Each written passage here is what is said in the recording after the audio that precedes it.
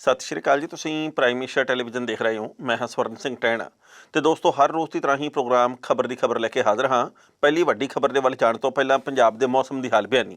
ਪਿਛਲੇ 3 ਦਿਨਾਂ ਤੋਂ ਪੰਜਾਬ ਦੇ ਵਿੱਚ ਚੰਗੀ ਗਰਮੀ ਪੈ ਰਹੀ ਹੈ। ਮੌਸਮ ਵਿਭਾਗ ਨੇ ਅਜੇ ਇਹ ਗੱਲ ਕਹੀ ਹੈ ਕਿ ਸਤੰਬਰ ਮਹੀਨੇ ਦੇ ਵਿੱਚ ਮਾਨਸੂਨ ਪਾਉਣਾ ਨੇ ਜਿਸ ਕਦਰ ਵਰਨਾ ਸੀ, ਹਾਲੇ ਤੱਕ ਉਸ ਪੱਧਰ ਦੇ ਉੱਤੇ ਮੀਂਹ ਨਹੀਂ ਪਿਆ। ਪਰ ਕਿਉਂਕਿ ਹੁਣ ਮੌਨਸੂਨ ਪਾਉਣਾ ਦੇ ਜਾਣ ਦਾ ਵਾਪਸ ਵੇਲਾ ਵੀ ਹੋ ਚੱਲਿਆ, ਇਸ ਕਰਕੇ ਜਾਂਦੀਆਂ ਯਾਨੀ ਕਿ 8 ਦਿਨਾਂ ਦੇ ਵਿੱਚ ਪੰਜਾਬ ਦੇ ਵਿੱਚ ਮੀਂਹ ਕਾਫੀ ਪੈਣ ਦੀ ਸੰਭਾਵਨਾ ਹੈਗੀ ਆ। ਉਹਦਾ ਕਾਰਨ ਇਹ ਹੈ ਵੀ ਮੌਸਮ ਵਿਭਾਗ ਨੂੰ ਆਸ ਹੈ ਕਿ ਜਿਹੜੀ ਰਹਿੰਦੀ ਕਮੀ ਪੇਸ਼ੀ ਹੈ ਇਸ ਮਹੀਨੇ ਦੇ ਵਿੱਚ ਮੀਂਹ ਪੈਣ ਦੀ ਜਿਹੜੀ ਸੰਭਾਵਨਾ ਸੀ ਉਹ ਪੂਰੀ ਹੋ ਸਕਦੀ ਹੈ ਜਾਂਦੇ ਮੌਨਸੂਨ ਪਾਉਣਾ ਦੇ। ਸੋ ਵਕਤ ਦੱਸੂਗਾ ਕਿ 8 ਦਿਨਾਂ ਦੇ ਵਿੱਚ ਮੀਂਹ ਪੈਂਦਾ, ਨਹੀਂ ਪੈਂਦਾ, ਘੱਟ ਪੈਂਦਾ ਜਾਂ ਫਿਰ ਵੱਧ ਪੈਂਦਾ। ਪਰ ਹੁਣ ਜਿਹੜੀ ਪਹਿਲੀ ਖਬਰ ਹੈ ਉਹ ਖੇਤੀ ਆਰਡੀਨੈਂਸ ਦੇ ਨਾਲ ਜੁੜੀ ਹੋਈ ਹੈ। ਕੇਂਦਰ ਦੀ ਸਰਕਾਰ ਦੇ ਵੱਲੋਂ 3 ਖੇਤੀ ਆਰਡੀਨੈਂਸ ਲਿਆਂਦੇ ਗਏ। ਇਸ ਮਾਮਲੇ ਦੇ ਉੱਤੇ ਬਹੁਤ ਵੱਡੇ ਪੱਧਰ ਦੇ ਉੱਤੇ ਵਿਰੋਧ ਹੋਇਆ ਵੀ ਹੈ ਤੇ ਹੋਣਾ ਵੀ ਚਾਹੀਦਾ ਸੀ। ਹਾਲਾਂਕਿ ਕੇਂਦਰ ਦੀ ਸਰਕਾਰ ਹੁਣ ਪੁਚਕਾਰਨ ਦੀ ਕੋਸ਼ਿਸ਼ ਕਰ ਰਹੀ ਹੈ, ਉਹ ਪਲੋਸਣ ਦੀ ਕੋਸ਼ਿਸ਼ ਕਰ ਰਹੀ ਹੈ ਕਿ ਨਹੀਂ ਜੀ, ਇਹ ਕਿਸਾਨ ਮਾਰੂ ਨਹੀਂ ਹੈ, ਇਹਦੇ ਵਿੱਚ ਕੋਈ ਫਰਕ ਨਹੀਂ ਹੈ, ਅਸੀਂ ਕਿਸਾਨ ਹਿਤੈਸ਼ੀ ਹਾਂ, ਫਸਲਾਂ ਦੀ MSP ਖਤਮ ਨਹੀਂ ਹੋਣੀ, ਇਹਦੇ ਨਾਲ ਕੋਈ ਮੰਡੀਆਂ ਨੂੰ ਫਰਕ ਨਹੀਂ ਪੈਣਾ, ਇਹ ਕੋਈ ਪ੍ਰਾਈਵੇਟ ਹੱਥਾਂ ਦੇ ਵਿੱਚ ਮੰਡੀਕਰਨ ਦੇਣ ਦੀ ਗੱਲ ਨਹੀਂ ਹੈ। ਪਰ ਕਿਸਾਨ ਨੇ ਜਿਹੜੇ ਉਹ ਪੰਜਾਬ ਦੇ, ਹਰਿਆਣੇ ਦੇ, ਯੂਪੀ ਦੇ ਵਿੱਚ ਬਹੁਤ ਵੱਡੇ ਪੱਧਰ ਦੇ ਉੱਤੇ ਸੰਘਰਸ਼ ਕਰ ਰਹੇ ਆ। ਅੱਜ ਪੂਰੇ ਪੰਜਾਬ ਦੇ ਵੱਖ-ਵੱਖ ਜ਼ਿਲ੍ਹਿਆਂ ਦੇ ਵਿੱਚ ਵੱਡੇ ਪੱਧਰ ਦੇ ਉੱਤੇ ਸੜਕਾਂ ਦੇ ਉੱਤੇ ਪ੍ਰਦਰਸ਼ਨ ਕੀਤਾ ਗਿਆ। ਅੱਜ ਵੰਗਾਰ ਰੈਲੀਆਂ ਕੀਤੀਆਂ ਗਈਆਂ। ਕੇਂਦਰ ਸਰਕਾਰ ਦੀ ਇੱਟ ਦੇ ਨਾਲ ਇੱਟ ਖੜਕਾਉਣ ਦੀਆਂ ਗੱਲਾਂ ਕੀਤੀਆਂ ਗਈਆਂ। ਪਰ ਇਸ ਇੱਟ ਖੜਕਾਉਣ ਵਾਲੀ ਗੱਲ ਦੇ ਪਿੱਛੇ ਵੀ ਇੱਕ ਗੱਲ ਹੋਰ ਲੁਕੀ ਹੈ। ਉਹ ਇਹ ਹੈ ਕਿ ਰਾਜਨੀਤਿਕ ਪਾਰਟੀਆਂ ਇੱਕ ਦੂਜੇ ਦੇ ਉੱਤੇ ਤੋਮਤਾਂ ਕਿਵੇਂ ਲਾ ਰਹੀਆਂ। ਕੇਂਦਰ ਦੀ ਸਰਕਾਰ ਕਹਿੰਦੀ ਹੈ ਕਿ ਪੰਜਾਬ ਦੀ ਸਰਕਾਰ ਲੋਕਾਂ ਨੂੰ ਗੁੰਮਰਾਹ ਕਰ ਰਹੀ ਹੈ। ਪੰਜਾਬ ਦੀ ਸਰਕਾਰ ਇਹ ਗੱਲ ਕਹਿੰਦੀ ਹੈ ਕਿ ਅਕਾਲੀ ਦਲ ਲੋਕਾਂ ਨੂੰ ਗੁੰਮਰਾਹ ਕਰ ਰਿਹਾ। ਪਾਰਲੀਮੈਂਟ ਦੇ ਵਿੱਚ ਹੱਕ ਦੇ ਵਿੱਚ ਆਰਡੀਨੈਂਸ ਦੇ ਵੋਟ ਪਾਉਂਦੇ ਆ, ਪੰਜਾਬ ਦੇ ਵਿੱਚ ਆ ਕੇ ਕਹਿੰਦੇ ਐਡੀ ਗੱਲ ਕੋਈ ਨਹੀਂ। ਸੋ ਇਸ ਮਾਮਲੇ ਦੇ ਉੱਤੇ ਇੱਕ ਦੂਜੇ ਦੇ ਉੱਤੇ ਤੋਮਤਾਂ ਮੜੀਆਂ ਜਾ ਰਹੀਆਂ। ਪਰ ਪੰਜਾਬ ਦੀ ਕਿਸਾਨੀ ਕਿੱਥੋਂ ਤੁਰੀ, ਕਿੱਥੇ ਜਾ ਪਹੁੰਚੀ, ਇਹਦੇ ਮੁਤਲਕ ਆਪਾਂ ਸਾਰੇ ਜਾਣਦੇ ਹਾਂ। ਵੈਸੇ ਆਪਾਂ ਸਾਰੇ ਘੱਟ ਜਾਂ ਵੱਧ, ਸਿੱਧੇ ਜਾਂ ਅਸਿੱਧੇ ਤਰੀਕੇ ਨਾਲ ਕਿਸਾਨੀ ਪਰਿਵਾਰਾਂ ਨਾਲ ਜੁੜੇ ਹੋਏ ਆ। ਸੋ ਕਿਸਾਨੀ ਜਿਹੜੀਆਂ ਮੁਸ਼ਕਿਲਾਂ ਪਹਿਲਾਂ ਵੀ ਬਹੁਤ ਹੈ ਤੇ ਇਸ ਆਰਡੀਨੈਂਸ ਦੇ ਕਰਕੇ ਮੁਸ਼ਕਿਲਾਂ ਹੋਰ ਵਧਣ ਦੀ ਗੱਲ ਕੀਤੀ ਜਾ ਰਹੀ ਹੈ। ਹੁਣ ਜਦੋਂ ਲਗਾਤਾਰ ਅਕਾਲੀ ਦਲ ਤੇ ਕਾਂਗਰਸ ਦੇ ਵੱਲੋਂ ਇੱਕ ਦੂਜੇ ਦੇ ਖਿਲਾਫ ਤੋਮਤਾਂ ਮੜੀਆਂ ਜਾ ਰਹੀਆਂ ਤਾਂ ਕੈਪਟਨ ਅਮਰਿੰਦਰ ਸਿੰਘ ਇਹ ਗੱਲ ਕਹਿੰਦੇ ਆ ਕਿ ਬੁੱਧਵਾਰ ਨੂੰ ਅਸੀਂ ਆਪਣੇ 11 ਮੈਂਬਰੀ ਵਫਦ ਦੇ ਨਾਲ ਪੰਜਾਬ ਦੇ ਰਾਜਪਾਲ ਨੂੰ ਜਾ ਕੇ ਮਿਲ ਕੇ ਆਵਾਂਗੇ ਤੇ ਇਹ ਗੱਲ ਕਹਾਂਗੇ ਕਿ ਇਹਨਾਂ ਖੇਤੀ ਆਰਡੀਨੈਂਸਾਂ ਦੀ ਪੰਜਾਬ ਦੇ ਵਿੱਚ ਕੋਈ ਵੀ ਜ਼ਰੂਰਤ ਨਹੀਂ ਹੈ। ਨਾ ਹੀ ਪੰਜਾਬ ਦੀ ਸਰਕਾਰ ਤੇ ਨਾ ਪੰਜਾਬ ਦੇ ਕਿਸਾਨ ਇਹਨਾਂ ਆਰਡੀਨੈਂਸਾਂ ਨੂੰ ਮੰਨਣਗੇ, ਨਾ ਹੀ ਕੋਈ ਕਬੂਲ ਕਰਨ ਦੀ ਲੋੜ ਹੈ। ਉਹਨਾਂ ਨੇ ਇਹ ਵੀ ਗੱਲ ਕਹੀ ਹੈ ਕਿ ਅਸੀਂ ਤਾਂ 1 ਦਿਨ ਦੇ ਸੈਸ਼ਨ ਦੇ ਵਿੱਚ ਪਿਛਲੇ ਦਿਨੀ ਵਿਧਾਨ ਸਭਾ ਦੇ ਵਿੱਚ ਇਹਦੇ ਖਿਲਾਫ ਮਤਾ ਵੀ ਪਾਸ ਕਰ ਦਿੱਤਾ ਸੀ, ਜਿਹੜਾ ਅਸੀਂ ਕੇਂਦਰ ਨੂੰ ਭੇਜ ਵੀ ਦਿੱਤਾ। ਹੁਣ ਜਦੋਂ ਭਾਰਤ ਦੇ ਵਿੱਚ ਬਹੁਤ ਵੱਡੇ ਪੱਧਰ ਦੇ ਉੱਤੇ ਇਹ ਵਿਰੋਧ ਅੱਗੇ ਤੋਂ ਅੱਗੇ ਵਧ ਰਿਹਾ ਤੇ ਉਧਰੋਂ ਅੱਜ ਪਾਰਲੀਮੈਂਟ ਦਾ ਮੌਨਸੂਨ ਸੈਸ਼ਨ ਵੀ ਸ਼ੁਰੂ ਹੋ ਗਿਆ ਤੇ ਉਸ ਤੋਂ ਬਾਅਦ ਇਸ ਗੱਲ ਦੀ ਪੂਰੀ ਆਸ ਹੈ ਕਿ ਇਹ ਹੰਗਾਮੇ ਭਰਪੂਰ ਰਹਿਣਾ। ਇਹਦੇ ਵਿੱਚ ਭਗਵੰਤ ਮਾਨ ਤੇ ਬਾਕੀ ਕਾਂਗਰਸ ਸਮੇਤ ਜਿਹੜੀਆਂ ਵਿਰੋਧੀ ਪਾਰਟੀਆਂ, ਉਹਨਾਂ ਨੇ ਸੱਤਾਧਾਰੀ ਧਿਰ ਯਾਨੀ ਕਿ ਕੇਂਦਰ ਦੀ ਸੱਤਾਧਾਰੀ ਧਿਰ ਨੂੰ ਘੇਰਨ ਦੇ ਵਿੱਚ ਕੋਈ ਕਸਰ ਬਾਕੀ ਨਹੀਂ ਛੱਡਣੀ। ਹਾਲਾਂਕਿ ਬਹੁਤ ਸਾਰੇ ਇਹਤਿਆਤ ਵਰਤੇ ਗਏ ਆ। ਪਾਰਲੀਮੈਂਟ ਤੇ ਇਹ ਸੈਸ਼ਨ ਦੇ ਵਿੱਚ ਬੇਸ਼ੱਕ ਹੰਗਾਮਾ ਹੋਣਾ ਹੀ ਹੋਣਾ, ਪਰ ਫਿਰ ਵੀ ਸਰੀਰਕ ਦੂਰੀ ਦਾ ਪਾਲਣ ਜਿਸ ਕਦਰ ਕਰਨ ਦੀ ਗੱਲ ਕਹੀ ਗਈ ਹੈ, ਜਿਵੇਂ ਅੱਜ ਇੱਕ ਬਿਆਨ ਦੇ ਕੇ ਤੇ ਸਾਰੇ ਮਾਮਲੇ ਦਾ ਰੁਖ ਮੋੜਨ ਦੀ ਕੋਸ਼ਿਸ਼ ਕੀਤੀ ਗਈ ਹੈ, ਉਹਨੇ ਸਭ ਨੂੰ ਹੈਰਾਨ ਕਰਕੇ ਰੱਖ ਦਿੱਤਾ। ਹੁਣ ਤੱਕ ਕੈਪਟਨ ਅਮਰਿੰਦਰ ਸਿੰਘ ਤੇ ਬਾਕੀ ਵਿਰੋਧੀ ਪਾਰਟੀਆਂ ਸੁਖਬੀਰ ਸਿੰਘ ਬਾਦਲ ਤੇ ਅਕਾਲੀ ਦਲ ਦੇ ਉੱਤੇ ਤੋਹਮਤ ਲਾਉਂਦੀਆਂ ਸੀ ਕਿ ਜੀ ਇਹਨਾਂ ਦੇ ਵੱਲੋਂ ਇੱਕ ਕੁਰਸੀ ਬਚਾਉਣ ਦੀ ਖਾਤਰ, ਯਾਨੀ ਕਿ ਹਰਸਿਮਰਤ ਕੌਰ ਬਾਦਲ ਦੀ ਕੁਰਸੀ ਬਚਾਉਣ ਦੀ ਖਾਤਰ ਇਹ ਸਾਰਾ ਕੁਝ ਕੀਤਾ ਜਾ ਰਿਹਾ ਤੇ ਇਹ ਇਸੇ ਕਰਕੇ ਭਾਜਪਾ ਦੇ ਹੱਕ ਦੇ ਵਿੱਚ, ਕੇਂਦਰ ਦੇ ਹੱਕ ਦੇ ਵਿੱਚ ਹੈ, ਪੰਜਾਬ ਦੀ ਕਿਸਾਨੀ ਦੇ ਹਿੱਤ ਦੇ ਵਿੱਚ ਨਹੀਂ। ਇੱਕ ਕੁਰਸੀ ਇਹਨਾਂ ਦੇ ਹੱਕ ਦੇ ਵਿੱਚ ਹੈ, ਇਸ ਕਰਕੇ ਇਹ ਕੁਝ ਬੋਲਦੇ ਨਹੀਂ, ਕੁਸਕਦੇ ਨਹੀਂ। ਪਰ ਹੁਣ ਜਦੋਂ ਇੱਕ ਕੇਂਦਰੀ ਮੰਤਰੀ ਨੇ ਗੱਲ ਕਹਿ ਦਿੱਤੀ ਹੈ ਕਿ ਜਿਹੜੀ ਕਮੇਟੀ ਦੇ ਵਿੱਚ ਫੈਸਲਾ ਹੋਇਆ ਉਹਦੇ ਵਿੱਚ ਤਾਂ ਕੈਪਟਨ ਅਮਰਿੰਦਰ ਸਿੰਘ ਵੀ ਸੀ, ਤਾਂ ਇਸ ਮਾਮਲੇ ਦੇ ਉੱਤੇ ਅਕਾਲੀ ਦਲ ਨੇ ਕਾਂਗਰਸ ਨੂੰ ਘੇਰ ਲਿਆ ਵੀ ਸਾਨੂੰ ਤੁਸੀਂ ਤੋਮਤਾਂ ਲਾਉਣੇ ਆ, ਤੁਸੀਂ ਕਹਿੰਦੇ ਜੀ ਤੁਸੀਂ ਇੱਦਾਂ ਦੇ ਹੋ, ਤੁਸੀਂ ਉੱਦਾਂ ਦੇ ਹੋ, ਤੁਸੀਂ ਕਿਹੜਾ ਚੰਗੇ ਹੋ। ਪਹਿਲਾਂ ਇਸ ਰਿਪੋਰਟ ਦਾ ਵੇਰਵਾ ਸਾਂਝਾ ਕਰਦੇ ਹਾਂ ਤੇ ਬਾਅਦ ਵਿੱਚ ਕਰਾਂਗੇ ਟਿੱਪਣੀ। ਸ਼੍ਰੋਮਣੀ ਅਕਾਲੀ ਦਲ ਨੇ ਕੈਪਟਨ ਅਮਰਿੰਦਰ ਸਿੰਘ ਤੇ ਖੇਤੀ ਆਰਡੀਨੈਂਸ ਦੇ ਵਿੱਚ ਸੂਬਿਆਂ ਨੂੰ ਵਿਸ਼ਵਾਸ ਦੇ ਵਿੱਚ ਲੈਣ ਬਾਰੇ ਕੇਂਦਰੀ ਰਾਜ ਮੰਤਰੀ ਦੇ ਦਾਅਵੇ ਨੂੰ ਲੈ ਕੇ ਨਿਸ਼ਾਨੇ ਦੇ ਉੱਤੇ ਲਿਆ ਹੈ। ਅਸਲ ਦੇ ਵਿੱਚ ਸੋਮਵਾਰ ਨੂੰ ਮਾਨਸੂਨ ਸੈਸ਼ਨ ਦੌਰਾਨ ਕੇਂਦਰੀ ਰਾਜ ਮੰਤਰੀ ਖੇਤੀ ਆਰਡੀਨੈਂਸਾਂ ਬਾਰੇ ਜਾਰੀ ਚਰਚਾ ਦੇ ਵਿੱਚ ਰਾਜ ਮੰਤਰੀ ਰਾਓ ਸਾਹਿਬ ਪਾਟਲ ਦਾਨਵੇ ਨੇ ਦਾਅਵਾ ਕੀਤਾ ਕਿ ਆਰਡੀਨੈਂਸਾਂ ਦੀ ਰੂਪਰੇਖਾ ਬਣਾਉਣ ਦੇ ਲਈ ਜੋ ਹਾਈ ਪਾਵਰ ਕਮੇਟੀ ਬਣਾਈ ਗਈ ਸੀ ਉਹਦੇ ਵਿੱਚ ਕੈਪਟਨ ਅਮਰਿੰਦਰ ਸਿੰਘ ਵੀ ਸ਼ਾਮਲ ਸਨ। ਅਕਾਲੀ ਦਲ ਦੇ ਆਗੂ ਦਲਜੀਤ ਸਿੰਘ ਚੀਮਾ ਨੇ ਕਿਹਾ, ਜੇ ਇਹਨਾਂ ਆਰਡੀਨੈਂਸਾਂ ਬਾਰੇ ਬਣੀ ਕਮੇਟੀ ਦੇ ਵਿੱਚ ਕੈਪਟਨ ਅਮਰਿੰਦਰ ਸਿੰਘ ਪਹਿਲਾਂ ਹੀ ਸ਼ਾਮਲ ਸਨ ਤਾਂ ਉਹ ਪੰਜਾਬ ਦੇ ਕਿਸਾਨਾਂ ਨੂੰ ਆਪਣੀ ਦੋਗਲੀ ਨੀਤੀ ਨਾਲ ਹੁਣ ਕਿਉਂ ਗੁੰਮਰਾਹ ਕਰ ਰਹੇ ਨੇ। ਇਸ ਤੋਂ ਬਾਅਦ ਕੈਪਟਨ ਅਮਰਿੰਦਰ ਸਿੰਘ ਦਾ ਟਵੀਟ ਆ ਗਿਆ ਜਿਸ ਵਿੱਚ ਉਹਨਾਂ ਨੇ ਪ੍ਰਧਾਨ ਮੰਤਰੀ ਨੂੰ ਇਹਨਾਂ ਆਰਡੀਨੈਂਸਾਂ ਬਾਰੇ ਲਿਖੀ ਚਿੱਠੀ ਜਾਰੀ ਕੀਤੀ ਕੈਪਟਨ ਅਮਰਿੰਦਰ ਸਿੰਘ ਨੇ ਚਿੱਠੀ ਦੇ ਵਿੱਚ ਲਿਖਿਆ ਸੀ ਕਿ ਉਹਨਾਂ ਨੇ ਪ੍ਰਧਾਨ ਮੰਤਰੀ ਨੂੰ 15 ਜੂਨ ਨੂੰ ਹੀ ਇਸ ਬਾਰੇ ਆਗਾਹ ਕਰ ਦਿੱਤਾ ਸੀ। ਕੈਪਟਨ ਨੇ ਟਵੀਟ ਦੇ ਵਿੱਚ ਕਿਹਾ, ਉਹਨਾਂ ਨੇ ਪ੍ਰਧਾਨ ਮੰਤਰੀ ਮੋਦੀ ਨੂੰ ਖੇਤੀ ਆਰਡੀਨੈਂਸਾਂ ਬਾਰੇ ਮੁੜ ਵਿਚਾਰ ਕਰਨ ਵਾਸਤੇ ਕਿਹਾ ਕਿ ਇਹ ਆਰਡੀਨੈਂਸ ਖੇਤੀਬਾੜੀ ਨੂੰ ਤਬਾਹ ਕਰ ਸਕਦੇ ਨੇ। ਭਗਵੰਤ ਮਾਨ ਨੇ ਕੇਂਦਰੀ ਖੇਤੀਬਾੜੀ ਮੰਤਰੀ ਨਰਿੰਦਰ ਸਿੰਘ ਤੋਮਰ ਦੇ ਵੱਲੋਂ ਆਰਡੀਨੈਂਸਾਂ ਬਾਰੇ ਪੰਜਾਬ ਦੇ ਮੁੱਖ ਮੰਤਰੀ ਕੋਲੋਂ ਵੀ ਸਹਿਮਤੀ ਲਏ ਜਾਣ ਬਾਰੇ ਕੀਤੇ ਖੁਲਾਸੇ ਦੇ ਉੱਤੇ ਪ੍ਰਤੀਕਿਰਿਆ ਦਿੱਤੀ ਹੈ। ਉਹਨਾਂ ਨੇ ਕਿਹਾ ਕਿ ਮੁੱਖ ਮੰਤਰੀ ਕੈਪਟਨ ਅਮਰਿੰਦਰ ਸਿੰਘ ਨੇ ਚੁੱਪਚਾਪ ਸਹਿਮਤੀ ਦੇ ਕੇ ਪੰਜਾਬ ਦੇ ਕਿਸਾਨਾਂ, ਸਰਬ ਪਾਰਟੀ ਮੀਟਿੰਗਾਂ ਦੇ ਵਿੱਚ ਹਿੱਸਾ ਲੈਣ ਵਾਲੀਆਂ ਸਿਆਸੀ ਪਾਰਟੀਆਂ ਤੇ ਪੰਜਾਬ ਵਿਧਾਨ ਸਭਾ ਦੇ ਪਵਿੱਤਰ ਸਦਨ ਨੂੰ ਗੁੰਮਰਾਹ ਕੀਤਾ ਹੈ। ਇਸ ਲਈ ਕੈਪਟਨ ਅਮਰਿੰਦਰ ਸਿੰਘ ਨੂੰ ਤੁਰੰਤ ਅਸਤੀਫਾ ਲੈਣਾ ਚਾਹੀਦਾ। ਇਸ ਤੋਂ ਪਹਿਲਾਂ ਲੋਕ ਸਭਾ ਦੇ ਵਿੱਚ ਸੋਮਵਾਰ ਨੂੰ ਖੇਤੀ ਆਰਡੀਨੈਂਸਾਂ ਬਾਰੇ ਚਰਚਾ ਦੇ ਵਿੱਚ ਕੇਂਦਰੀ ਖੇਤੀਬਾੜੀ ਮੰਤਰੀ ਨਰਿੰਦਰ ਸਿੰਘ ਤੋਮਰ ਨੇ ਕਿਹਾ ਕਿ ਨਵੇਂ ਖੇਤੀ ਆਰਡੀਨੈਂਸ ਵਿੱਚ ਨਿੱਜੀ ਨਿਵੇਸ਼ ਤੇ ਤਕਨੀਕ ਨੂੰ ਲੈ ਕੇ ਆਉਣਗੇ। ਉਹਨਾਂ ਨੇ ਕਿਹਾ ਕਿ ਮੈਨੂੰ ਅਫਸੋਸ ਹੈ ਕਿ ਖੇਤੀ ਆਰਡੀਨੈਂਸ ਦੇ ਵਿਰੋਧ ਦੇ ਵਿੱਚ ਚਰਚਾ ਸਦਨ ਵਿੱਚ ਆਈ ਹੈ। ਮੈਨੂੰ ਲੱਗਦਾ ਕਿ ਇਹਨਾਂ ਆਰਡੀਨੈਂਸਾਂ ਜ਼ਰੀਏ ਖੇਤੀ ਤੇ ਕਿਸਾਨਾਂ ਦੀ ਸਥਿਤੀ ਵਿੱਚ ਕ੍ਰਾਂਤੀਕਾਰੀ ਬਦਲਾਅ ਆਉਣ ਵਾਲਾ ਹੈ। ਮੈਂ ਇਹ ਦੱਸਣਾ ਚਾਹੁੰਦਾ ਕਿ ਖੇਤੀ ਸਣੇ ਹੋਰ ਵਸਤਾਂ ਦੇ ਅੰਤਰਰਾਜ ਵਪਾਰ ਦੇ ਮਾਮਲੇ ਵਿੱਚ ਕਾਨੂੰਨ ਬਣਾਉਣ ਦਾ ਅਧਿਕਾਰ ਕੇਂਦਰ ਸਰਕਾਰ ਨੂੰ ਹੈ। ਮੌਜੂਦਾ ਹਾਲਾਤ ਦੇ ਵਿੱਚ ਕਿਸਾਨ ਆਪਣੀ ਫਸਲ ਨੂੰ ਮੰਡੀ ਵਿੱਚ ਲਿਆ ਕੇ ਵੇਚਦਾ ਹੈ। ਇਸ ਵਿੱਚ ਉਸ ਨੂੰ ਆਵਾਜਾਈ ਤੇ ਮੰਡੀ ਫੀਸ ਸਣੇ ਕਈ ਖਰਚੇ ਦੇਣੇ ਪੈਂਦੇ ਨੇ। ਜੇ ਇਹ ਆਰਡੀਨੈਂਸ ਲਾਗੂ ਹੋ ਜਾਂਦਾ ਤਾਂ ਕਿਸਾਨਾਂ ਨੂੰ ਇਹਨਾਂ ਬੰਧਨਾਂ ਤੋਂ ਮੁਕਤੀ ਮਿਲੇਗੀ। ਕਿਸਾਨ ਤਾਂ ਆਪਣੀ ਫਸਲ ਤੈਅ ਮੰਡੀ ਦੇ ਵਿੱਚ ਵੇਚ ਦਿੰਦਾ ਹੈ, ਪਰ ਫਸਲ ਖਰੀਦਣ ਵਾਲਾ ਵਪਾਰੀ ਕਿਸ ਰੇਟ ਦੇ ਉੱਤੇ ਕਿਸ ਬਾਜ਼ਾਰ ਦੇ ਵਿੱਚ ਉਸ ਨੂੰ ਵੇਚਦਾ ਹੈ, ਇਸ ਦੀ ਵਪਾਰੀ ਨੂੰ ਖੁੱਲ੍ਹ ਹੁੰਦੀ ਹੈ ਤੇ ਕਿਸਾਨ ਨੂੰ ਨਹੀਂ ਹੁੰਦੀ। ਇਸ ਆਰਡੀਨੈਂਸ ਦੇ ਲਾਗੂ ਹੋਣ ਤੋਂ ਬਾਅਦ ਕਿਸਾਨਾਂ ਨੂੰ ਇਸ ਚੱਕਰ ਤੋਂ ਮੁਕਤੀ ਮਿਲੇਗੀ। ਮੈਂ ਸੰਸਦ ਤੇ ਸਾਰੀਆਂ ਸਿਆਸੀ ਪਾਰਟੀਆਂ ਨੂੰ ਭਰੋਸਾ ਦਿੰਦਾ ਕਿ ਜੇ ਸੂਬੇ ਚਾਹੁਣ ਤਾਂ ਮੰਡੀ ਸਿਸਟਮ ਲਾਗੂ ਰਹੇਗਾ। ਮੰਡੀ ਦੀ ਹੱਦ ਤੋਂ ਬਾਹਰ ਜੋ ਵਿਕਰੀ ਹੋਵੇਗੀ ਉਹ ਇਸ ਕਾਨੂੰਨ ਤਹਿਤ ਹੋਵੇਗੀ। ਮੈਂ ਸਰਕਾਰ ਦੇ ਵੱਲੋਂ ਕਹਿਣਾ ਚਾਹੁੰਦਾ ਕਿ MSP ਹੈ ਤੇ ਰਹੇਗੀ, ਇਹਦੇ ਵਿੱਚ ਕੋਈ ਫਰਕ ਨਹੀਂ ਆਵੇਗਾ। ਇਹ ਨਰਿੰਦਰ ਸਿੰਘ ਤੋਮਰ ਨੇ ਗੱਲਾਂ ਕਹੀਆਂ ਨੇ। ਕਾਂਗਰਸ ਤੇ ਹੋਰ ਪਾਰਟੀਆਂ ਜੋ ਇਹਨਾਂ ਆਰਡੀਨੈਂਸਾਂ ਦਾ ਵਿਰੋਧ ਕਰ ਰਹੀਆਂ ਨੇ, ਉਹਨਾਂ ਨੇ ਕਿਹਾ ਕਿ ਨਵੇਂ ਕਾਨੂੰਨ ਜ਼ਰੀਏ MSP ਸਿਸਟਮ ਨੂੰ ਢਾਹ ਲੱਗੇਗੀ ਤੇ ਵੱਡੀਆਂ ਕੰਪਨੀਆਂ ਕਿਸਾਨਾਂ ਦਾ ਸ਼ੋਸ਼ਣ ਕਰਨਗੀਆਂ। ਲੋਕ ਸਭਾ ਦੇ ਵਿੱਚ ਕਾਂਗਰਸੀ ਆਗੂ ਅਧੀਰ ਰੰਜਨ ਚੌਧਰੀ ਨੇ ਕਿਹਾ ਕਿ ਖੇਤੀ ਸਟੇਟ ਲਿਸਟ ਹੈ ਤੇ ਇਸ ਬਾਰੇ ਕੇਂਦਰੀ ਸਰਕਾਰ ਨੂੰ ਕਾਨੂੰਨ ਬਣਾਉਣ ਦਾ ਕੋਈ ਅਧਿਕਾਰ ਨਹੀਂ, ਕੇਵਲ ਸੂਬਾ ਸਰਕਾਰਾਂ ਹੀ ਇਸ ਬਾਰੇ ਕਾਨੂੰਨ ਲਿਆ ਸਕਦੀਆਂ ਨੇ। ਪੰਜਾਬ, ਹਰਿਆਣਾ ਤੇ UP ਦੇ ਵਿੱਚ ਵੀ ਆਰਡੀਨੈਂਸਾਂ ਦਾ ਮੁੱਦਾ ਭਖਿਆ ਹੋਇਆ ਤੇ 3 ਖੇਤੀ ਆਰਡੀਨੈਂਸਾਂ ਦੇ ਮਾਮਲੇ ਦੇ ਉੱਤੇ ਕਿਸਾਨ ਜਥੇਬੰਦੀਆਂ ਇਕਜੁੱਟ ਹੋ ਕੇ ਹਮਲਾ ਮਾਰ ਰਹੀਆਂ ਨੇ। ਇਸ ਖਬਰ ਦੇ ਉੱਤੇ ਟਿੱਪਣੀ ਕਰਨਾ ਦੋਸਤੋ, ਪਹਿਲੀ ਗੱਲ ਤਾਂ ਅਸੀਂ ਕਹਾਂਗੇ ਕਿ 3 ਖੇਤੀ ਆਰਡੀਨੈਂਸਾਂ ਦਾ ਮਾਮਲਾ ਪਿਛਲੇ ਕਈ ਹਫ਼ਤਿਆਂ ਤੋਂ ਲਗਾਤਾਰ ਉੱਠ ਰਿਹਾ ਤੇ ਹੁਣ ਇਹ ਇਸ ਕਰਕੇ ਵੱਧ ਉੱਠ ਰਿਹਾ ਤੇ ਉੱਠੇਗਾ ਵੀ ਕਿਉਂਕਿ ਪਾਰਲੀਮੈਂਟ ਦਾ ਸੈਸ਼ਨ ਸ਼ੁਰੂ ਹੋ ਚੁੱਕਿਆ। ਇਸ ਸੈਸ਼ਨ ਦੇ ਵਿੱਚ 2-3 ਗੱਲਾਂ ਦੇ ਉੱਤੇ ਬਹੁਤ ਵੱਡੇ ਪੱਧਰ ਦੇ ਉੱਤੇ ਚਰਚਾ ਹੋਣੀ ਹੈ। ਇਸ ਕਰੋਨਾ ਕਾਲ ਦੇ ਵਿੱਚ ਸਰਕਾਰ ਨੇ ਬਹੁਤ ਸਾਰੀਆਂ ਨਵੀਆਂ ਗੱਲਾਂ ਸ਼ਾਮਲ ਕੀਤੀਆਂ ਕਿ ਲੋਕ ਇਕੱਠੇ ਨਹੀਂ ਹੋ ਸਕਦੇ, ਲੋਕ ਪ੍ਰਦਰਸ਼ਨ ਨਹੀਂ ਕਰ ਸਕਦੇ। ਉਹਦੇ ਪਿੱਛੇ ਸ਼ਾਇਦ ਇੱਕ ਮਨਸ਼ਾ ਇਹ ਵੀ ਹੋਵੇ ਕਿ ਕਿਸਾਨ ਇਕੱਠੇ ਹੋ ਕੇ ਪ੍ਰਦਰਸ਼ਨ ਨਾ ਕਰਨ ਤੇ ਕਿਸਾਨੀ ਅੰਦੋਲਨ ਆ ਜਿਹੜੇ ਉਹ ਇਸ ਕਰੋਨਾ ਦੀ ਆੜ ਦੇ ਵਿੱਚ ਰੋਲ ਦਿੱਤੇ ਜਾਣ। ਪਰ ਕਿਸਾਨ ਇਸ ਵਕਤ ਵਜਦ ਹੈ ਤੇ ਆਪਣੀ ਥਾਂ ਦੇ ਉੱਤੇ ਅਡਿੱਗ ਹੈ। ਉਹਨਾਂ ਦੇ ਮਸਲੇ ਵਾਜਬ ਵੀ ਹੈ ਕਿਉਂਕਿ ਅੱਜ ਤੱਕ ਉਹਨਾਂ ਦੇ ਮਸਲਿਆਂ ਦਾ ਹੱਲ ਕਦੇ ਨਿਕਲਿਆ ਨਹੀਂ। ਭਾਵੇਂ ਪੰਜਾਬ ਪੱਧਰੀ ਗੱਲ ਕਰੀਏ ਤੇ ਭਾਵੇਂ ਗੱਲ ਕਰੀਏ ਕੇਂਦਰ ਪੱਧਰ ਦੀ, ਕਿਸੇ ਵੀ ਪਾਰਟੀ ਦੀ ਸਰਕਾਰ ਹੋਵੇ, ਉਹਨੇ ਕਿਸਾਨੀ ਮਸਲੇ ਜਿਹੜੇ ਉਹ ਸਿਰਫ ਤੇ ਸਿਰਫ ਆਪਣੇ ਰਾਜਨੀਤਿਕ ਏਜੰਡੇ ਦੇ ਤੌਰ ਦੇ ਉੱਤੇ ਵਰਤੇ ਆ। ਇਹਨੂੰ ਸਿਰਫ ਤੇ ਸਿਰਫ ਗੋਂਗਲੂਆਂ ਤੋਂ ਮਿੱਟੀ ਝਾੜਨ ਵਾਲੀ ਗੱਲ ਦੇ ਤੌਰ ਤੇ ਵਰਤਿਆ। ਮਸਲੇ ਦਾ ਹੱਲ ਕਦੇ ਵੀ ਨਹੀਂ ਨਿਕਲਿਆ। ਜਦੋਂ ਪਿਛਲੀ ਸਰਕਾਰ ਸੀ ਉਹਦੇ ਵੱਲੋਂ ਕਿਹਾ ਜਾਂਦਾ ਸੀ ਕਿ ਅਸੀਂ ਕਿਸਾਨਾਂ ਦੇ ਮਸੀਹਾ ਦੇ ਤੌਰ ਦੇ ਉੱਤੇ ਵਿਚਰ ਰਹੇ ਹਾਂ। ਕਿਸਾਨੀ ਮੁਸ਼ਕਲਾਂ ਉਦੋਂ ਵੀ ਸੀ ਤੇ ਹੁਣ ਜਦੋਂ ਕਾਂਗਰਸ ਦੀ ਸਰਕਾਰ ਹੈ, ਇਹਨਾਂ ਦੇ ਵੱਲੋਂ ਕਿਹਾ ਜਾ ਰਿਹਾ ਕਿ ਅਸੀਂ ਹੀ ਕਿਸਾਨੀ ਨੂੰ ਬਚਾ ਸਕਦੇ ਹਾਂ ਤੇ ਮੁਸ਼ਕਲਾਂ ਬਿਲਕੁਲ ਉਵੇਂ ਹੀ ਹੋਣਾ। ਰਾਜਨੀਤਿਕ ਏਜੰਡਿਆਂ ਦੀ ਪ੍ਰਾਪਤੀ ਦੀ ਖਾਤਰ ਬਹੁਤ ਕੁਝ ਇਹੋ ਜਿਹਾ ਕੀਤਾ ਜਾ ਰਿਹਾ ਜਿਹੜਾ ਕਿਸਾਨੀ ਤੋਂ ਉਲਟ ਹੈ। ਸੋ ਪੰਜਾਬ ਦੀ ਕਿਸਾਨੀ ਬੇਸ਼ੱਕ ਜਿੰਨੇ ਮਰਜ਼ੀ ਧੜਿਆਂ ਦੇ ਵਿੱਚ ਵੰਡੀ ਜਾਵੇ, ਪਰ ਇਸ ਮੌਕੇ ਦੇ ਉੱਤੇ ਜਦੋਂ ਉਹਨਾਂ ਦਾ ਭਵਿੱਖ ਖਤਰੇ ਦੇ ਵਿੱਚ ਹੈ, ਜਦੋਂ ਉਹਨਾਂ ਦੀਆਂ ਜ਼ਮੀਨਾਂ ਖਤਰੇ ਦੇ ਵਿੱਚ ਆ, ਤਾਂ ਉਹ ਇੱਕ ਮੰਚ ਦੇ ਉੱਤੇ ਹੈ। ਸੋ ਪੰਜਾਬ ਦੀਆਂ ਜਿੰਨੀਆਂ ਵੀ ਇਸ ਵਕਤ ਕਿਸਾਨ ਜਥੇਬੰਦੀਆਂ, ਉਹਨਾਂ ਦੇ ਵੱਲੋਂ ਵੱਖ-ਵੱਖ ਥਾਵਾਂ ਦੇ ਉੱਤੇ ਪ੍ਰਦਰਸ਼ਨ ਕੀਤੇ ਜਾ ਰਹੇ ਆ।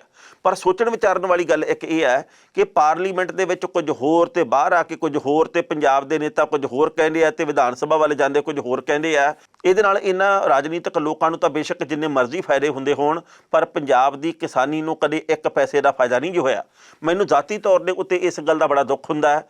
ਅਸੀਂ ਵੀ ਪੰਜਾਬ ਦੇ ਵਿੱਚ ਕਿਸਾਨੀ ਪਰਿਵਾਰਾਂ ਨਾਲ ਜੁੜੇ ਹੋਏ ਸਾਰੇ, ਹੁਣ ਤੱਕ ਅਸੀਂ ਰੋਂਦੇ ਹਾਂ ਤੇ ਰੋਂਦੇ ਰਵਾਂਗੇ ਕਿ ਸਾਨੂੰ ਲੁੱਟ ਲਿਆ ਜੀ, ਸਾਨੂੰ ਫਸਲਾਂ ਦਾ ਪੂਰਾ ਮੁੱਲ ਨਹੀਂ ਮਿਲਿਆ, ਅਸੀਂ ਤਬਾਹ ਹੋ ਗਏ, ਸਾਡੇ ਖਰਚੇ ਵੱਧ ਗਏ, ਸਾਡੀਆਂ ਲਾਗਤਾਂ ਵੱਧ ਗਈਆਂ, ਪਰ ਸਾਨੂੰ ਆਮਦਨ ਘਟ ਗਈ।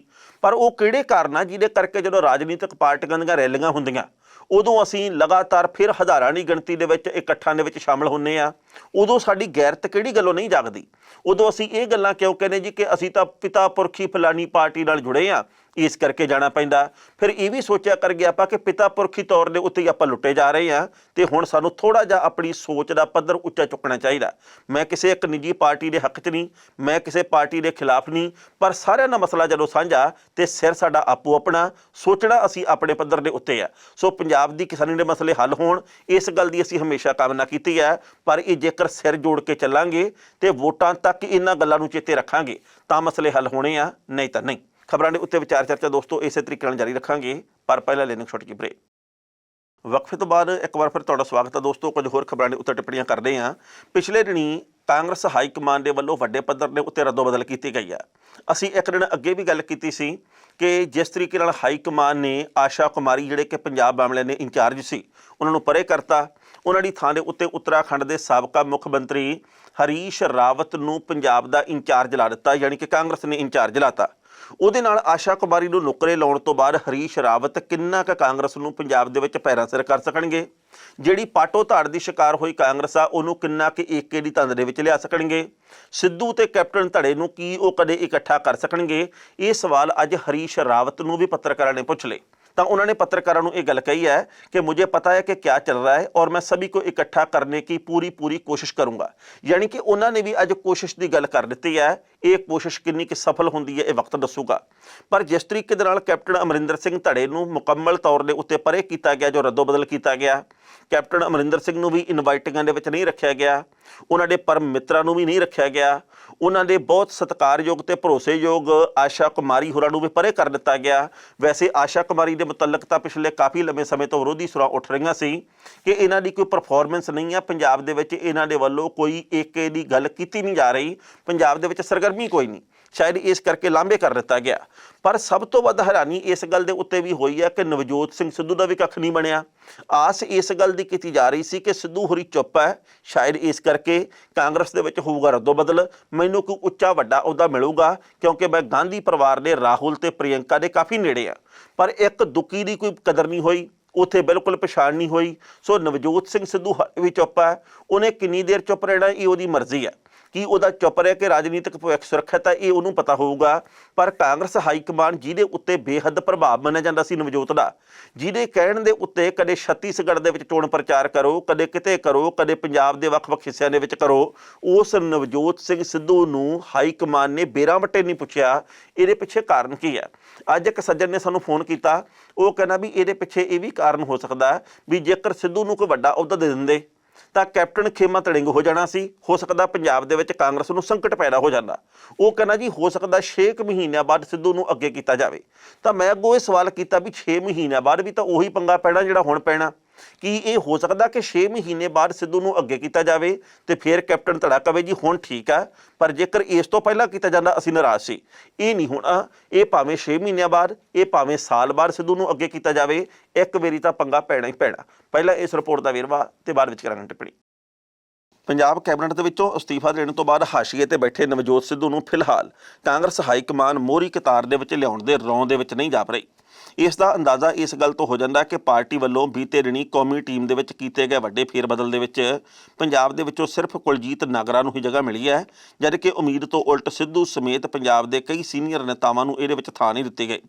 ਪਾਰਟੀ ਵਿੱਚ ਵੱਡੇ ਅਹੁਦੇ ਦੀ ਉਮੀਦ ਲਾਈ ਬੈਠੇ ਸੂਬੇ ਦੇ ਸਾਬਕਾ ਕੈਬਨਿਟ ਮੰਤਰੀ ਨਵਜੋਤ ਸਿੱਧੂ ਨੂੰ ਲੈ ਕੇ ਹਾਈਕਮਾਨ ਦੇ ਵੱਲੋਂ ਅਜੇ ਕੋਈ ਫੈਸਲਾ ਨਹੀਂ ਕੀਤਾ ਜਾ ਸਕਿਆ। ਇਸ ਦੇ ਨਾਲ ਤੈਅ ਹੈ ਕਿ ਸਿੱਧੂ ਨੂੰ ਕਾਂਗਰਸ ਦੇ ਵਿੱਚ ਅਜੇ ਲੰਮੇ ਸਮੇਂ ਤੱਕ ਇਕਾਂਤਵਾਸ ਦੇ ਵਿੱਚ ਹੀ ਰਹਿਣਾ ਪਵੇਗਾ। ਇਸ ਤੋਂ ਇਲਾਵਾ ਲਗਭਗ 1.5 ਸਾਲ ਪਹਿਲਾਂ ਨਵਜੋਤ ਸਿੱਧੂ ਨੇ ਜਦੋਂ ਕਾਂਗਰਸ ਸਰਕਾਰ ਤੋਂ ਨਾਰਾਜ਼ ਹੋ ਕੇ ਕੈਬਨਿਟ ਮੰਤਰੀ ਦਾ ਅਹੁਦਾ ਛੱਡਿਆ ਸੀ, ਉਦੋਂ ਤੋਂ ਅਟਕਲਾਂ ਲੱਗ ਰਹੀਆਂ ਸੀ ਕਿ ਉਹਨਾਂ ਨੂੰ ਕੇਂਦਰੀ ਲੀਡਰਸ਼ਿਪ ਦੇ ਵਿੱਚ ਸ਼ਾਮਲ ਕਰਕੇ ਵੱਡੀ ਜ਼ਿੰਮੇਵਾਰੀ ਦਿੱਤੀ ਜਾ ਸਕਦੀ ਹੈ। ਹੁਣ ਜਦੋਂ ਲੰਮੇ ਸਮੇਂ ਬਾਅਦ ਕਾਂਗਰਸ ਨੇ ਫੇਰਬਦਲ ਕੀਤਾ ਤਾਂ ਵੀ ਸਿੱਧੂ ਨੂੰ ਇਸ ਤੋਂ ਬਾਹਰ ਰੱਖਿਆ ਗਿਆ। ਪ੍ਰਿਯੰਕਾ ਗਾਂਧੀ ਤੇ ਰਾਹੁਲ ਗਾਂਧੀ ਦੇ ਕਰੀਬੀ ਮੰਨੇ ਜਾਣ ਦੇ ਬਾਵਜੂਦ ਪੰਜਾਬ ਕਾਂਗਰਸ ਦੇ ਵਿੱਚ ਆਪਣੀ ਸਥਿਤੀ ਨੂੰ ਲੈ ਕੇ ਉਹ ਮੁਸ਼ੱਕਤ ਕਰਦੇ ਹੋਏ ਨਜ਼ਰ ਆ ਰਹੇ ਨੇ। ਦਰਅਸਲ ਹਾਈਕਮਾਨ ਨੇ ਸੋਨੀਆ ਗਾਂਧੀ ਨੂੰ ਬਦਲਾਅ ਦੇ ਲਈ ਪੱਤਰ ਲਿਖਣ ਵਾਲੇ ਕਈ ਨੇਤਾਵਾਂ ਨੂੰ ਹਾਸ਼ੀਏ ਉੱਤੇ ਧੱਕਿਆ। ਇਸ ਪੱਤਰ ਤੋਂ ਬਾਅਦ ਪੰਜਾਬ ਕਾਂਗਰਸ ਵਿੱਚ ਵੀ ਹਾਲਾਤ ਬਦਲ ਗਏ ਨੇ। ਮੁੱਖ ਮੰਤਰੀ ਕੈਪਟਨ ਅਮਰਿੰਦਰ ਸਿੰਘ ਤੇ ਪੰਜਾਬ ਕਾਂਗਰਸ ਦੇ ਪ੍ਰਧਾਨ ਸੁਨੀਲ ਜਾਖੜ ਜਿਸ ਤਰ੍ਹਾਂ ਸੋਨੀਆ ਗਾਂਧੀ ਤੇ ਰਾਹੁਲ ਗਾਂਧੀ ਦੇ ਪੱਖ ਦੇ ਵਿੱਚ ਖੁੱਲ੍ਹ ਕੇ ਮੈਦਾਨ ਦੇ ਵਿੱਚ ਉਤਰ ਆਏ, ਉਸ ਨਾਲ ਸਾਫ਼ ਸੰਕੇਤ ਹੈ ਕਿ ਨਵਜੋਤ ਸਿੱਧੂ ਵੱਲ ਜ਼ਿਆਦਾ ਤਵੱਜੋ ਦੇ ਕੇ ਕਾਂਗਰਸ ਹਾਈਕਮਾਨ ਕੈਪਟਨ ਅਮਰਿੰਦਰ ਸਿੰਘ ਨੂੰ ਨਾਰਾਜ਼ ਨਹੀਂ ਕਰਨਾ ਚਾਹੁੰਦੀ। 2022 ਦੇ ਵਿੱਚ ਵੀ ਹਾਈ ਕਮਾਨ ਨੂੰ ਪੰਜਾਬ ਅੰਦਰ ਫਿਰ ਸਰਕਾਰ ਬਣਾਉਣ ਦੀ ਉਮੀਦ ਹੈ ਤੇ high command captain Amarinder Singh ਨੂੰ ਨਾਰਾਜ਼ ਕਰਕੇ ਕੋਈ ਜ਼ੋਖਮ ਮੁੱਲ ਨਹੀਂ ਲੈਣਾ ਚਾਹੁੰਦੀ। ਨਵਜੋਤ ਸਿੱਧੂ ਨੇ ਜਦੋਂ ਤੋਂ ਮੰਤਰੀ ਅਹੁਦਾ ਛੱਡਿਆ ਉਦੋਂ ਤੋਂ ਉਹ ਆਪਣੇ ਸਮਰਥਕਾਂ ਤੋਂ ਇਲਾਵਾ ਕਿਸੇ ਨੂੰ ਮਿਲੇ ਨਹੀਂ। ਆਪਣੀ ਗੱਲ ਉਹ YouTube ਚੈਨਲ ਰਾਹੀਂ ਰੱਖਦੇ ਨੇ ਤੇ ਇਹ ਸਾਫ਼ ਨਹੀਂ ਹੋ ਰਿਹਾ ਕਿ ਉਹ ਭਵਿੱਖ ਦੇ ਵਿੱਚ ਕੀ ਕਦਮ ਚੁੱਕਣਗੇ। ਸਿੱਧੂ ਨੂੰ ਜਿੱਥੇ ਟਕਸਾਲੀਆਂ ਵੱਲੋਂ ਖੁੱਲ੍ਹਾ ਸੱਦਾ ਉੱਥੇ ਆਮ ਆਦਮੀ ਪਾਰਟੀ ਵਿੱਚ ਜਾਣ ਦੀਆਂ ਵੀ ਅਫਵਾਹਾਂ ਜ਼ੋਰ ਫੜਦੀਆਂ ਰਹਿੰਦੀਆਂ ਨੇ। ਉਂਝ ਆਪ ਇਹ ਸਾਫ਼ ਕਰ ਚੁੱਕੀ ਹੈ ਕਿ ਸਿੱਧੂ ਦੇ ਆਪ ਦੇ ਵਿੱਚ ਆਉਣ ਦੀਆਂ ਖਬਰਾਂ ਮਹਿਜ਼ ਅਫਵਾਹਾਂ ਨੇ। ਫਿਲਹਾਲ ਸਿੱਧੂ ਦਾ ਕਦਮ ਭਵਿੱਖ ਦੇ ਵਿੱਚ ਕੀ ਹੋਏਗਾ ਇਹਦੇ ਵੱਲ ਸਭ ਦੀ ਨਿਗਾਹ ਟਿਕੀ ਹੋਈ ਹੈ। ਇਸ ਖਬਰ ਦੇ ਉੱਤੇ ਟਿੱਪਣੀ ਕਰ ਰਹੇ ਦੋਸਤੋ, ਪਹਿਲੀ ਗੱਲ ਤਾਂ ਅਸੀਂ ਕਹਾਂਗੇ ਨਵਜੋਤ ਸਿੰਘ ਸਿੱਧੂ ਦੀ ਚੁੱਪ ਦੇ ਮੁਤਲਕ ਅਸੀਂ ਪਿਛਲੇ ਦਿਨੀ ਵੀ ਗੱਲ ਕੀਤੀ ਸੀ ਇਸੇ ਪ੍ਰੋਗਰਾਮ ਦੇ ਵਿੱਚ ਕਿ ਬਹੁਤ ਬੋਲਣ ਦੇ ਕਰਕੇ ਵੀ ਸਿੱਧੂ ਹੋਰਾਂ ਦੀ ਚਰਚਾ ਹੁੰਦੀ ਸੀ ਤੇ ਬਿਲਕੁਲ ਨਾ ਬੋਲਣ ਦੇ ਕਰਕੇ ਵੀ ਹੁੰਦੀ ਹੈ। ਹੁਣ ਸਿੱਧੂ ਦੀ ਜਿਹੜੀ ਚੁੱਪ ਆ ਉਹ ਇਸ ਕਰਕੇ ਬੁਝਾਰਤ ਵਰਗੀ ਜਾਪਦੀ ਹੈ ਕਿਉਂਕਿ ਵੋਟਾਂ ਦੇ ਵਿੱਚ ਰਹਿ ਗਿਆ ਲਗਭਗ 1.25 ਸਾਲ। ਉਹਦਾ 1.25 ਸਾਲ ਦਾ ਕਾਰਨ ਇਹ ਹੈ ਕਿਉਂਕਿ ਕਈ ਮਹੀਨੇ ਪਹਿਲਾਂ ਜ਼ਾਬਤਾ ਲੱਗ ਜਾਂਦਾ ਹੈ, ਉਦੋਂ ਫਿਰ ਨਾ ਕੋਈ ਕਾਰਵਾਈ ਕਰੋ ਤੇ ਜਾਂ ਨਾ ਕਰੋ ਉਹਦੇ ਨਾਲ ਫਰਕ ਕੋਈ ਨਹੀਂ ਪੈਂਦਾ। ਪਰ ਸਿੱਧੂ ਨੇ ਭਵਿੱਖ ਦੇ ਵਿੱਚ ਇਕੱਲੇ MLA ਦੇ ਤੌਰ ਦੇ ਉੱਤੇ ਤਾਂ ਸੰਤੁਸ਼ਟ ਹੋਣਾ ਨਹੀਂ। ਰੇਸ ਤਾਂ ਉਹਦੀ ਲੰਮੀ ਹੋਊਗੀ ਤੇ ਛਾਲ ਉਹਦੀ ਉੱਚੀ ਹੋਊਗੀ, ਪਰ ਜੇਕਰ ਹੁਣ ਛਾਲ ਨਾ ਮਾਰੀ, ਜੇਕਰ ਹੁਣ ਕੋਈ ਸਟੈਪ ਨਾ ਲਿਆ ਤੇ ਫਿਰ ਉਹ ਭਵਿੱਖ ਦੇ ਵਿੱਚ ਲਏ ਜਾਂ ਨਾ ਲਏ ਦਾ ਫਾਇਦਾ ਕੋਈ ਨਹੀਂ ਹੋਣਾ। ਆਪਾਂ ਜਾਣਦੇ ਹਾਂ ਕਿ ਵੋਟਾਂ ਤੋਂ ਕੁਝ ਮਹੀਨੇ ਪਹਿਲਾਂ ਕਈ ਧੜੇ ਬਣਦੇ ਆ, ਕਈ ਚੌਥਾ ਮੋਰਚਾ, ਕਦੇ ਪੰਜਵਾਂ ਮੋਰਚਾ, ਕਦੇ ਤੀਜਾ ਮੋਰਚਾ ਬਣਦਾ, ਪਰ ਪੰਜਾਬ ਦੇ ਲੋਕਾਂ ਦਾ ਭਰੋਸਾ ਨਹੀਂ ਜਿੱਤਦਾ। ਇਸ ਕਰਕੇ ਬੜਾ ਜ਼ਰੂਰੀ ਹੈ ਕਿ ਜੇਕਰ ਨਵਜੋਤ ਸਿੰਘ ਸਿੱਧੂ ਨੇ ਭਵਿੱਖ ਦੇ ਵਿੱਚ ਕੁਝ ਕਰਨਾ ਤਾਂ ਹੁਣੇ ਤੋਂ ਪੰਜਾਬ ਦੇ ਮੁੱਦੇ ਨਿੱਠ ਕੇ ਚੁੱਕਣੇ ਪੈਣਗੇ ਤੇ ਲਗਾਤਾਰ ਚੁੱਕਣੇ ਪੈਣਗੇ। ਇਹ ਨਹੀਂ ਆਪਾਂ ਅੱਜ ਮੁੱਦਾ ਚੁੱਕ ਲਿਆ ਤੇ ਕੱਲ੍ਹ ਨੂੰ ਚੁੱਪ ਵੱਟ ਗਏ। ਲਗਾਤਾਰਤਾ ਦੇ ਵਿੱਚ ਹੀ ਲੋਕ ਆ ਜਿਹੜੇ ਯਕੀਨ ਰੱਖਦੇ ਆ। ਜੇਕਰ ਲੋਕਾਂ ਨੂੰ ਲਗਾਤਾਰ ਨੌਕ ਕਰਦੇ ਰਹੀਏ, ਕੁੰਡਾ ਖੜਕਾਉਂਦੇ ਰਹੀਏ ਉਹਨਾਂ ਦੇ ਮਸਲਿਆਂ ਦੇ ਕਰਕੇ, ਤਾਂ ਲੋਕ ਵੋਟਾਂ ਤੱਕ ਫੇਰ ਚੇਤੇ ਰੱਖਦੇ ਆ। ਘੱਟ ਜਾਂ ਵੱਧ ਨਹੀਂ ਤਾਂ ਕੰਮ ਔਖਾ। ਆਪਾਂ ਲੋਕ ਸਭਾ ਦੀਆਂ ਚੋਣਾਂ ਦੇ ਵਿੱਚ ਦੇਖਿਆ Khaira group, doctor Gandhi group, ਹੋਰ ਕਈ ਧੜੇ ਜਿਹਦੇ ਵਿੱਚ ਬਸਪਾ ਵੀ ਸ਼ਾਮਲ ਸੀ ਤੇ ਉਹਦੇ ਵਿੱਚ ਆਪਾਂ ਜਾਣਦੇ ਹਾਂ ਕਿ ਬੈਂਸ ਭਰਾ ਵੀ ਸ਼ਾਮਲ ਸੀ, ਪਰ ਇਹਨਾਂ ਨੂੰ ਕਿਸੇ ਨੂੰ ਵੀ ਸਫਲਤਾ ਨਹੀਂ ਮਿਲੀ। ਹਾਲਾਂਕਿ ਬੈਂਸ ਭਰਾ ਖਾਸ ਕਰਕੇ ਸਿਮਰਜੀਤ ਬੈਂਸ ਆ ਜਿਹੜੇ ਉਹ ਚੰਗੀ ਵੋਟ ਲੈ ਗਏ, ਪਰ ਵੱਡੀ ਗਿਣਤੀ ਦੇ ਵਿੱਚ ਜਿਹੜੇ ਉਮੀਦਵਾਰ ਸੀ ਜ਼ਮਾਨਤਾਂ ਜ਼ਬਤ ਹੋ ਗਈਆਂ। ਉਹਦਾ ਕਾਰਨ ਇਹ ਸੀ ਕਿ 1.5-2 ਮਹੀਨੇ ਪਹਿਲਾਂ ਜੇਕਰ ਆਪਾਂ ਇਕੱਠੇ ਹੋਵਾਂਗੇ ਆਪਦੀ ਲੋੜ ਨੂੰ ਤਾਂ ਉਹ ਪੰਜਾਬੀਆਂ ਨੂੰ ਆਪਣੀ ਲੋੜ ਨਹੀਂ ਜਾਪਦੀ, ਇਹ ਲੀਡਰਾਂ ਦੀ ਆਪਣੀ ਨਿੱਜੀ ਲੋੜ ਹੋ ਸਕਦੀ ਹੈ। ਸੋ ਸਿੱਧੂ ਨੂੰ ਇਸ ਵਕਤ ਕੁਝ ਨਾ ਕੁਝ ਕਰਨਾ ਪਊਗਾ, ਪਰ ਜਿਸ ਤਰੀਕੇ ਦੇ ਨਾਲ ਕਾਂਗਰਸ ਹਾਈ ਕਮਾਨ ਦੇ ਵੱਲੋਂ ਸਿੱਧੂ ਨੂੰ ਹਾਲ ਦੀ ਘੜੀ ਇਕਾਂਤ ਵਾਸਤੇ ਭੇਜਿਆ ਹੋਇਆ, ਜਿਵੇਂ ਉਹਦੀ ਸਾਰਨੀ ਲਈ ਗਈ, ਉਸ ਤੋਂ ਬਾਅਦ ਸਵਾਲ ਬਹੁਤ ਸਾਰੇ ਪੈਦਾ ਹੁੰਦੇ ਆ, ਪਰ ਸਵਾਲਾਂ ਦਾ ਉੱਤਰ ਜਿਹੜਾ ਉਸ ਸਮੇਂ ਨੇ ਆਪਣੇ ਆਪ ਦੇਣਾ। ਪੰਜਾਬ ਦੇ ਵਿੱਚ ਕਰੋਨਾ ਲਗਾਤਾਰ ਅੱਗੇ ਤੋਂ ਅੱਗੇ ਵੱਧ ਰਿਹਾ। ਅੱਜ ਫਿਰ 70 ਤੋਂ ਵੱਧ ਲੋਕਾਂ ਦੀ ਮੌਤ ਹੋਈ ਹੈ। ਪੰਜਾਬ ਦੇ ਵਿੱਚ ਹੁਣ ਤੱਕ ਲਗਭਗ 2400 ਮੌਤਾਂ ਜਿਹੜੀਆਂ ਉਹ ਹੋ ਚੁੱਕੀਆਂ ਤੇ ਇਹ ਗਿਣਤੀ ਨਾ ਵਧੇ, ਅਸੀਂ ਇਹਦੀ ਕਾਮਨਾ ਕੀਤੀ ਹੈ ਹਮੇਸ਼ਾ।